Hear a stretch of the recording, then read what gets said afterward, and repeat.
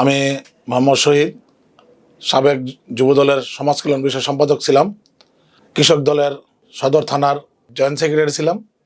আমি আমাদের নেত্রী বেগম খালেদা জিয়ার দোয়ার মাগফিরাত কামনা করছি।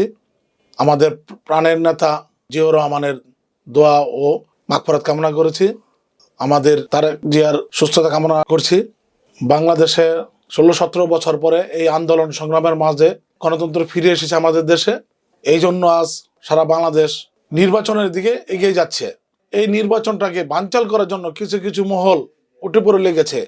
আমাদের নেতা তারেক রহমান সাহেব যেই দৃষ্টিতে দেখে 31 দফা জনগণের কাছে তুলে ধরছে, এই 31 দফা যদি সফল করা যায় তাহলে এই বাংলার মানুষ সুফল ভোগ করতে পারবে।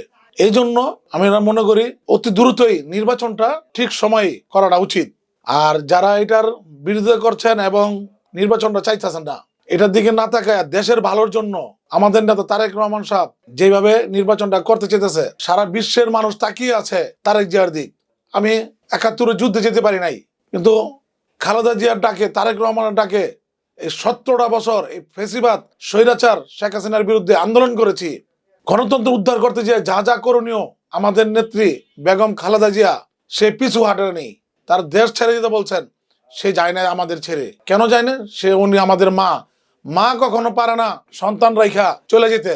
এখন আমরা মনে করি সেইভাবেই আমাদের নেতা তারেক রহমান সাহেব আমাদের গার্জিয়ান বর্তমান, উনি যেভাবে নির্বাচনটা আমাদের নিয়ে আগাচ্ছেন, আমাদের বিএনপির নেতাকর্মী ভাইদের সবার উদ্দেশ্যে একটি কথা বলতে চাই, আপনারা সুশৃঙ্খল ভাবে এই নির্বাচনটা আপনারা ভোট দিবেন। বিএনপিতে আমাদের 5 আসনে আবুল কালাম আজাদ সাহেবকে নমিনেশন দিয়েছে, মার্কা হলো ধানেশী মার্কায় ভোট দিবেন। আমরা যার নেতৃত্বে অনুগত আছি, HM আনার প্রধান সাহেব, সেও ওইখানে যোগদান করবেন। সব নেতাকর্মীরাই বিএনপির জন্য আশা করি উৎসর্মুখর নির্বাচনটা করবেন এবং ফেয়ার নির্বাচনটা হবে। কোনো দুর্নীতি হবে না, কোনো বিশৃঙ্খলা হবে না। সবাই ভোট দিতে যাবেন কেন্দ্রে। এই 17 বছরে যারা নতুন ভোটার হয়েছেন তারা আজও পর্যন্ত ভোট দিতে পারে নাই। এই জন্য সবাই মুখে আছে যে ভোটটা দেওয়ার জন্য। এই ভোট গণতন্ত্রের ভোট, যেই ভোটের জন্য আমাদের নেত্রী, আমাদের মা খালেদা জিয়া জীবন দিয়ে প্রমাণ করে স্বাধীন করে দিয়ে গেছেন। উনি এই গণতন্ত্রের জন্য নিজের জীবনে প্রবাহ করে নাই, তার সন্তানদের চোখের সামনে হত্যার মুখোমুখি দাঁড়া করা দিয়েছে। তারপর সে পিছু হটে নাই, এই গণতন্ত্র উদ্ধার করে দিয়ে গেছে। এই গণতন্ত্রের উদ্ধারের সফল পাওয়া যাব এই আমাদের নেতা তারেক রহমান সাহেবের 31 দফা যখন বাস্তবায়ন হবে তখন। এই জন্যই আমরা সবাই ভোট দিতে যাব। বিএনপিতে বাংলাদেশের যারা আমাদের নেতা তারেক রহমান সাহেব যাদের নমিনেশন দিয়েছেন, তাদেরকে বিএনপি থেকে ধানের শীষ মার্কা যেখানে দেখবেন সবাই তারা ভোট দিবেন।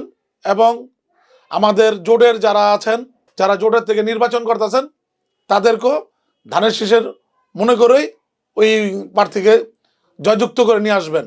আমাদের নেতা তারেক রহমান সাহেব জিয়াউর রহমানের সন্তান।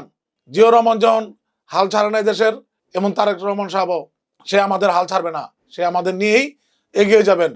আমরা আছি, তারেক জিয়ার নেতৃত্বে আমরা থাকবো, জীবন দিয়ে হলো এই দেশ তারেক রহমানের নেতৃত্বে আমরা চালিয়ে যাব। আপনারা দেখবেন বিশ্বের ভিতরে একটা মডেল রাষ্ট্র হবে সেই বাংলাদেশ, এই তারেক রহমান সাহেবের নেতৃত্বে আমরা যদি ঐক্যবদ্ধ থাকি। আর স্বৈরাচারের যারা দোসর আছেন তারা সাবধান, যারা আওয়ামী লীগেতে বিএনপিতে আসতেছেন তারা সাবধান, আর যারা নিয়ে আসতেছেন তারা বুঝে শুনে নিয়ে আসেন। আর যারা বিএনপি ভাঙার জন্য উঠা পড়ার এই লাগছিল, তাদের ব্যাপারে আমাদের নেতা তারেক রহমান সাহেবের কাছে আমার আকুল আবেদন রইল, আমাদের মনের কষ্ট, মনের আবেগ, মনের যেই আমরা শ্রম দিয়েছি ওইটা আপনি বিবেচনার ভিতরে রইল। আওয়ামী লীগে বিএনপি যাবে, বিএনপিতে জামাতে যাবে, এটাই স্বাভাবিক, হয়েছেও এবং হবেও। কিন্তু বিএনপি যারা ভাঙার জন্য অন্য দল গঠন করে বিএনপিতে তছনছ করে দিতে চাইছিল, তারা জানি বিএনপিতে আসতে না পারে। এই জন্য আমি আকুল আবেদন রইল আমার দেশ নায়ক তারেক রহমান সাহেবের কাছে, বাংলাদেশ জিন্দাবাদ, খালেদা জিয়া জিন্দাবাদ, জিয়াউর রহমান অমর হোক জিন্দাবাদ, কোকো অমর হোক জিন্দাবাদ, তারেক রহমান সাহেব জিন্দাবাদ, বাংলাদেশ জিন্দাবাদ।